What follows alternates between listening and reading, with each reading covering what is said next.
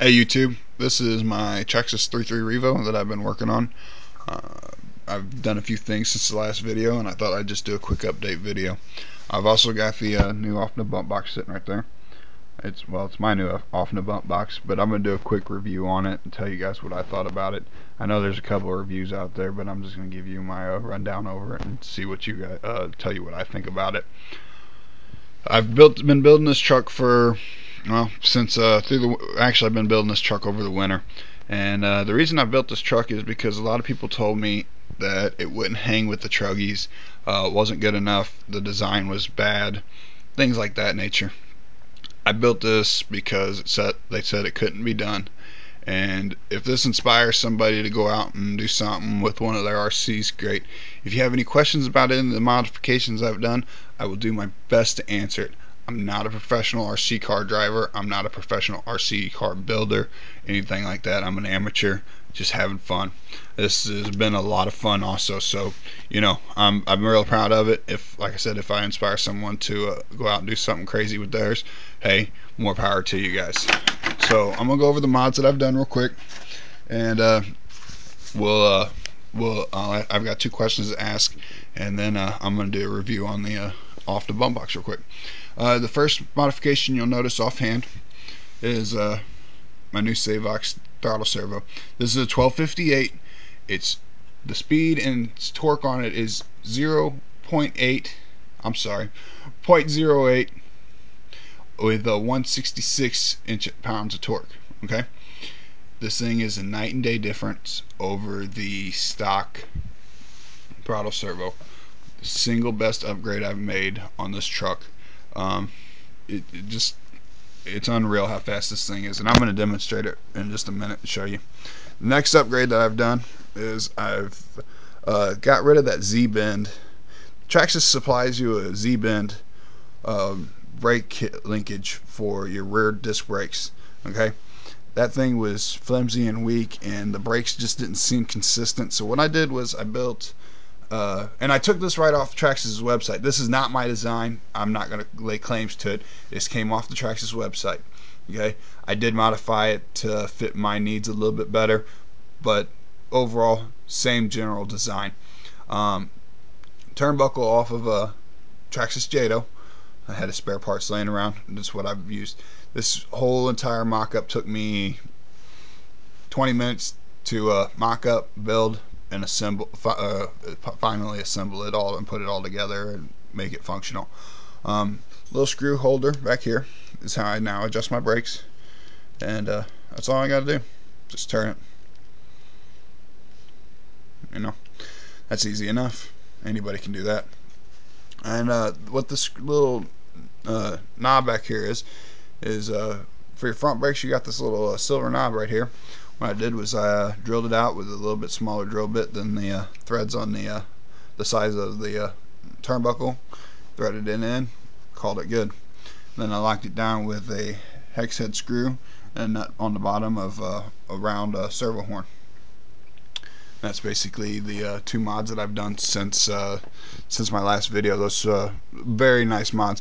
This can a lot more consistent brakes. They don't seem to be strong at first and then weak, or weak and then strong. They seem very consistent, so I'm really happy with that. I have been playing with the setup of the vehicle. Been playing with the shocks and the shock oils and springs and the sway bars, trying to see what works best for me. Everybody's driving style is a little bit different. I'm trying to tune this in for me and seeing what works better. So I have been messing with it, and you can tell with the stance. I've been playing with the stance a whole lot.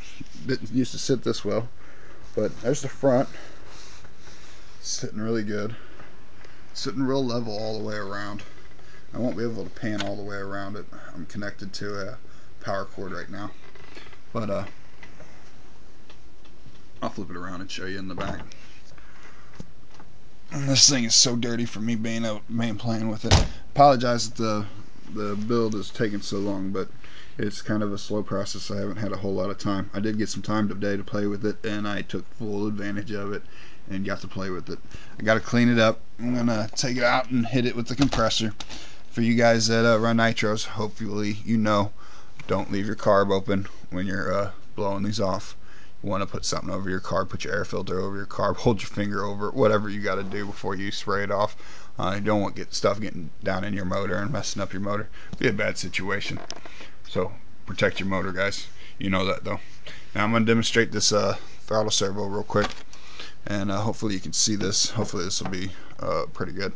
I've got to do these videos with one hand because I don't have a nice fancy setup. Now you can hear the servos; they are kind of loud. That's both the steering servo and the throttle servo. And hopefully, we'll see. Hopefully this will be an okay demonstration for all you guys out there. I do have my endpoints adjusted.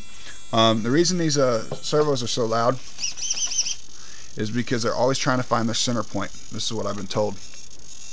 And it will continue to adjust itself until it finds that center point, real fine center point. It's always moving just a little bit, but eventually it does find that center point. I'm not going to leave it on long enough for it to do that. Now I'm going to move on to the box real quick. I'll set this off in the back. Now this is the OFNA bump box for the Traxxas 3.3 Revos. I love this box, guys. Real easy to set up, real easy to use. I've got two major gripes, and I'm going to tell you about those real quick. When you buy the box, it comes with the paperwork. Some paperwork shows you basically how to set everything up. Follow the instructions for your posts, and you won't go wrong. I did do a little bit of tweaking on it, not too terribly much, nothing crazy, nothing hard. And then I had to redo the wheel here. I had to set it up, slide it back a little bit, which again, nothing major. There's 3 screws. You can see them right there, and slide it, loosen them up, slide it back, lock it down once you find the position. My two biggest gripes about this, and they're not really big gripes, they're just the conveniences just for convenience.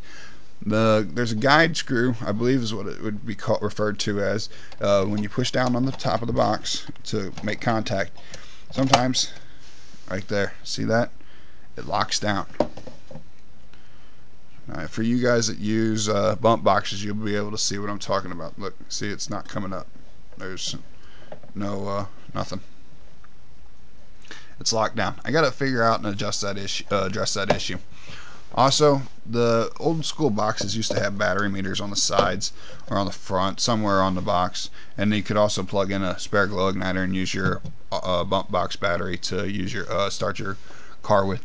This one doesn't have one. It doesn't really have a place to set up one. It doesn't seem like. I'm gonna do a little bit more research and hopefully I can find something that'll work. But as of right now, there's the boxes. It just won't accept one. But again, I'm gonna mess with it a little bit. I do have 2 questions, and one real quick is about the gearing on this thing. If anybody has ran a big block through their Revo, I am running a close 2-speed system transmission, and I'm running a 3815 gear setup right now. What would be a good place to start? Because this thing tops out, it hits second gear in about 2 feet, tops out in about 10. It's at its max speed. It doesn't seem to have as much punch or top end as the 3.3 did stock out of the box. Where would be a good place to start? Second off, this is the X3S, really good radio. Beginners, my kids broke the radio antenna for me. I got to send it off and have it fixed. They didn't bust the wire, but they did bust the mount. This is a real good radio. I love this radio. It's been real good to me. I'm wanting something that's more leaning towards racing. I will race with this one at first, but I'm wanting to get an M11X. I used to mess with an old DX8 back when they were cool. I know the M11X is so much more than a M11 or M8, but if anybody has any experience with the M11X, let me know what you think about it. Is it worth the $400 to jump on it, or should I stick with my DX3? Like I said in the beginning of this video, if anybody has any questions about this, please feel free to ask. This build has been awesome. I'm extremely happy with it now that it's getting close to done. I've got a couple more things I'm going to do to it, like I'm switching to a bigger tank, switching to a 250cc tank, and I'll show you guys that on the next video. Plus I'm switching to a side pipe, and again I'll show you that on the next video. Guys, thank you very much for watching. You don't have to subscribe or like or anything like that. This is just kind of informal video, informational video. So I'm not worried about the popularity of it. If I can help a couple of people out, I did pretty good, I think. Guys, thanks again. Have a good night, and hopefully I'll see you guys soon.